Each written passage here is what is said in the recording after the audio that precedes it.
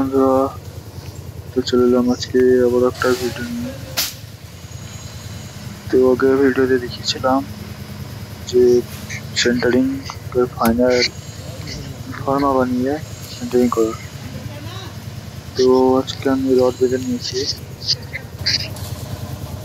Rod বেঁধে পুরো final হয়ে গেছে আমার। ইলেকট্রিক মিস্ত্রি এসে লাইট বাটে ভরে দিল, লাইট বাটে ফাইনাল করে দিয়েছে আর কি। দেখতে পাচ্ছেন বন্ধুরা, যেমন নিচে ময়লার কাজ চলছে, ময়লা মাখাচ্ছে। তো ঢালাই করবো আর কি।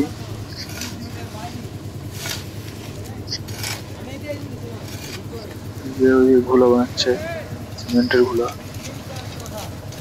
দেখতেই পাচ্ছেন। একটা ঢালছে আর একটা ঢালছে আছে, ওর মাঝখানে ফাঁকা আছে। ওটা 4 গ্রামে হয়, ছাদ হবে, সামনে দিয়ে গোল রাউন্ড বেরোবে।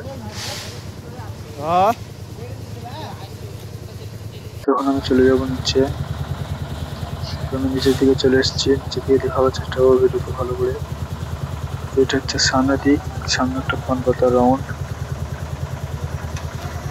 এই যে একটা ঢালছাদ।